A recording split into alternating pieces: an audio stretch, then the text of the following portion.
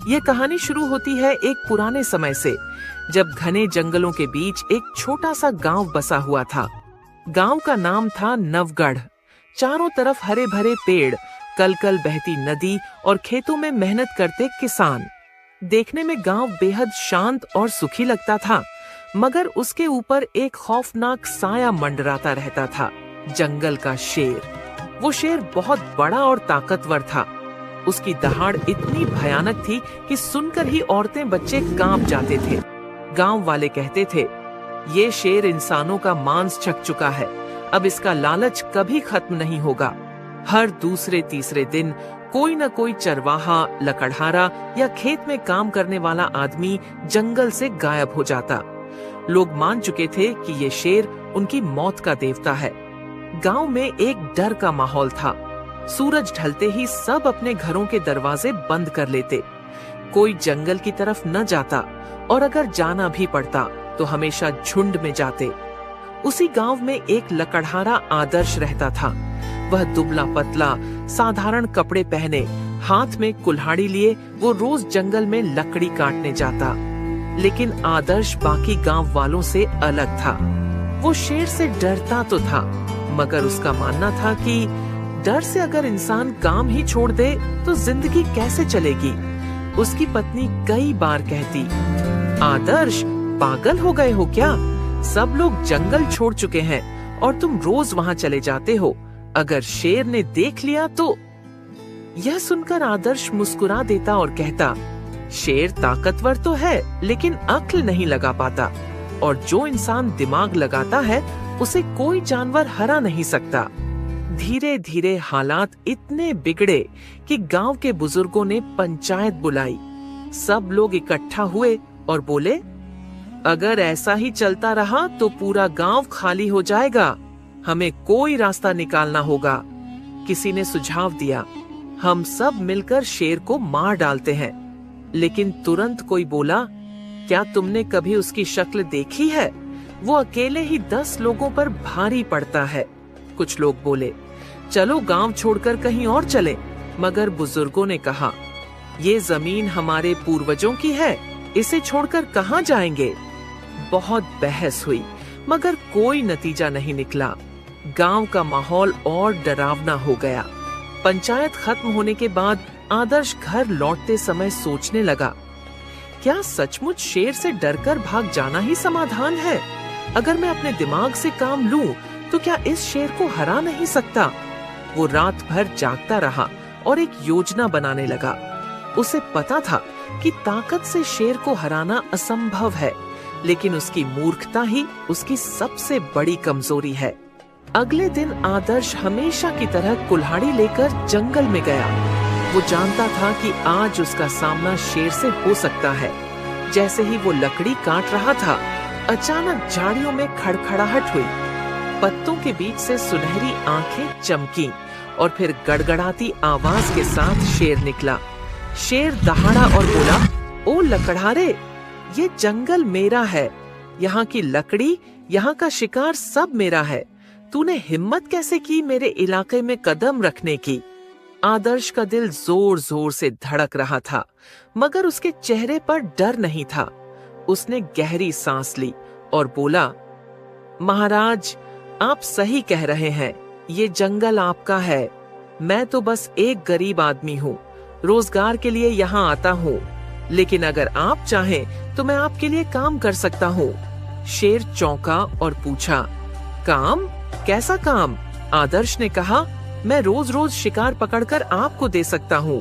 आपको खुद मेहनत करने की जरूरत नहीं होगी, बस आप मुझे छोड़ दें। शेर ने सोचा, ये इंसान डरपोक नहीं लगता, मगर अगर ये सच में मेरे लिए शिकार लाए तो मुझे मेहनत नहीं करनी पड़ेगी। उसने आंखें तरेरी और कहा, ठीक है लकड़हारे, अगर तूने रोज मुझे शिकार लाकर दिया तो मैं तुझे छोड़ दूंगा। लेकिन अगर एक दिन भी खाली हाथ आया तो तेरा मांस मेरा खाना होगा। आदर्श ने सिर झुकाकर हामी भर दी। उस पल से खेल शुरू हो चुका था। आदर्श घर लौटा तो उसकी पत्नी घबराई हुई थी।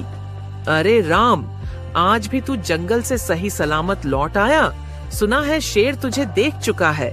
आदर्श मुस्कुराकर बोला, हाँ देखा था, लेकिन मैंने उसे समझौता करने पर मजबूर कर दिया। पत्नी हैरान रह गई। शेर से भी कोई समझौता कर सकता है? आदर्श बोला, हाँ, अगर इंसान अपनी अक्ल से काम ले तो सब कर सकता है। अब आगे देखना, वही शेर मेरे जाल में फंसेगा।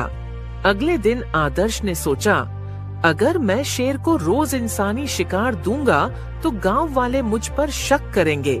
मुझे ऐसा रास्ता निकालना होगा जिसमें शेर भी खुश रहे और गांव वाले भी बच जाएं। उसने शेर के लिए एक मोटी तगड़ी बकरी पकड़कर ले गया। शेर ने बकरी देखते ही दहाड़ लगाई। वाह लकड़हारे, तूने तो मजा दिला दिया, अब तू वाकई मेरा आदमी है।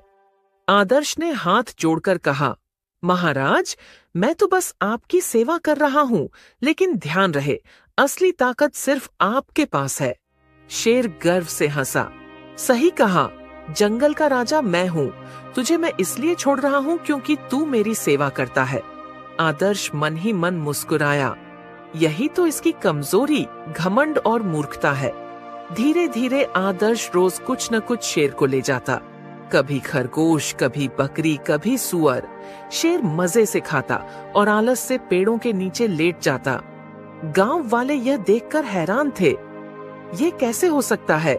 जहां शेर के डर से कोई पास नहीं जाता, वहां आदर्श रोज जाता है और सही सलामत लौट आता है। कुछ लोग तो पीछे पीछे गए और देखा कि आदर्श सचमुच शेर को शिकार खिला रहा है।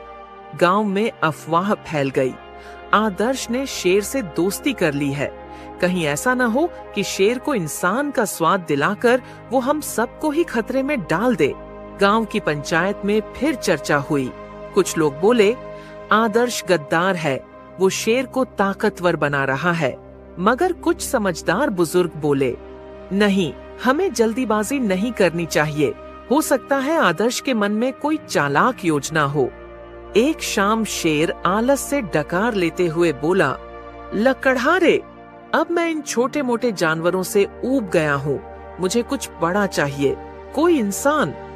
आदर्श का दिल धक से रह गया, मगर उसने चेहरे पर डर नहीं आने दिया। वो बोला, महाराज, इंसान का मांस तो सबसे स्वादिष्ट होता है, लेकिन उसे लाना आसान नहीं। अगर आपने वादा किया कि मुझे नुकसान नहीं पहुंचाओगे, तो मैं इंसान का शिकार भी दिला सकता हूँ। शेर की आंखें चमक उठीं। सचमुच? अच्छा, तो फिर जल्दी से इंसान का इंतजाम कर। आदर्श ने मन ही मन सोचा, अब वक्त आ गया है इस मूर्ख शेर को फंसाने का। अगले दिन आदर्श गांव में आया और सबको इकट्ठा किया। उसने कहा, गांव वालों, शेर इंसानी मांस की मांग कर रहा है, लेकिन डरने की बात नहीं है। मैंने उसे समझा दिया है कि हमारे गांव का सबसे ताकतवर आदमी मैं हूँ। अगर उसने मुझे हरा लिया तो वो मुझे खा सकता है, और अगर मैं जीत गया तो शेर को गांव छोड़ना होगा। गांव वाले स्तब्ध रह गए। तू पागल हो गया है आदर्श? अकेला शेर से भिड़ेगा? आदर्श मुस्कुराया और बोला, चिंता मत करो, मैं बल से नहीं दिमाग से लड़ूंगा, और यही उसकी हार होगी। शाम को आदर्श शेर के पास गया। महाराज, मैंने गांव वालों से बात की है। सब मानते हैं कि इंसानों में सबसे ताकतवर मैं हूँ। अगर आपको सचमुच इंसानी ताकत का स्वाद चखना है तो मुझे ही खाइए, लेकिन उससे पहले आपको मेरी ताकत का इम्तिहान लेना होगा। शेर हैरान रह गया। तू खुद को मेरा शिकार बना रहा है, और इम्तिहान कैसा? आदर्श ने रहस्यमय अंदाज में कहा, जंगल के बीच एक खाई है, वहां मैंने अपने सबसे बड़े दुश्मन को कैद करके रखा है। वो मेरे जैसा ही ताकतवर है। अगर आप उसे हरा दो, तभी आपको हक है मुझे खाने का। शेर की आंखों में लालच चमक उठा और वह बोला, ठीक है लकड़हारे, कल सुबह मुझे उस खाई तक ले चल, मैं तेरे दुश्मन को चीर फाड़ कर रख दूंगा। आदर्श मुस्कुराया और मन ही मन कहा, बस यही तो चाहता था मैं। सुबह का समय था। जंगल की हवा में अजीब सी ठंडक और सन्नाटा था। पक्षियों की चहचहाहट भी जैसे दब सी गई थी, मानो उन्हें भी पता हो कि आज जंगल में कुछ बड़ा होने वाला है। आदर्श अपनी कुल्हाड़ी कंधे पर लटकाए शेर के पास पहुंचा। शेर अधीर होकर इधर उधर टहल रहा था। उसने दहाड़ कर कहा, लकड़हारे, जल्दी चलो, मुझे उस ताकतवर दुश्मन से मिलवाओ। आदर्श ने सिर झुकाकर कहा, आइए महाराज, मैं आपको वहां तक ले चलता हूँ, लेकिन ध्यान रहे ये लड़ाई आसान नहीं होगी। दोनों धीरे धीरे जंगल के अंदर गहराई तक बढ़े। पेड़ों की ऊंचाई बढ़ती जा रही थी। धूप धीरे धीरे कम होती जा रही थी। जैसे जैसे वो खाई के पास पहुंचे, हवा ठंडी और डरावनी हो गई। शेर गरजते हुए बोला, लकड़हारे, तेरा दुश्मन चाहे जितना ताकतवर क्यों न हो, मेरी एक ही दहाड़ से कांप उठेगा। आदर्श ने मन ही मन मुस्कुराकर कहा, बस थोड़ी देर और, मूर्ख शेर। आखिरकार दोनों एक गहरी और चौड़ी खाई के पास पहुंचे। खाई इतनी गहरी थी कि नीचे झांककर देखने पर सिर्फ काले पानी की चमक नजर आती थी। उसके चारों ओर खामोशी थी, बस कभी कभी हवा की सरसराहट और पानी की लहरों की आवाज आती। आदर्श खाई की ओर इशारा करके बोला, महाराज, यही है वो जगह, और नीचे पानी में है मेरा सबसे बड़ा दुश्मन, एक और शेर उतना ही ताकतवर जितने आप। शेर ने हैरानी से नीचे झांका। पानी में उसे अपना ही प्रतिबिंब दिखाई दिया। उसकी सुनहरी आंखें, उसका विशाल शरीर और उसका खूंखार चेहरा। शेर दहाड़ा और बोला, आह, ये तो सचमुच शेर है, और लगता है ये भी मुझे ललकार रहा है। पानी की सतह पर लहरें उठी और उसका प्रतिबिंब हिलता डुलता दिखाई दिया। शेर गरज कर बोला, लकड़हारे, तेरा दुश्मन अब मेरा शिकार बनेगा, देखना मैं इसे चीर डालूंगा। आदर्श ने शांत स्वर में कहा, महाराज, अगर आपने इसे हरा दिया तो आप सच में जंगल के सबसे बड़े राजा कहलाएंगे, फिर आपको मुझे खाने का हक भी मिलेगा। शेर ने छाती फुलाई और दहाड़ते हुए कहा, हाँ, मैं साबित कर दूंगा कि जंगल में मेरा कोई मुकाबला नहीं। वो उछलने के लिए पीछे हटा। उसके पंजों से मिट्टी उड़ रही थी, आंखों में आग थी। आदर्श ने एक आखिरी बार मन ही मन प्रार्थना की, हे भगवान, मेरी इस चाल को सफल कर देना। अचानक शेर ने जोरदार दहाड़ लगाई और खाई में छलांग लगा दी। उसका विशाल शरीर हवा में लहराता हुआ सीधे पानी में गिरा। धड़ाम!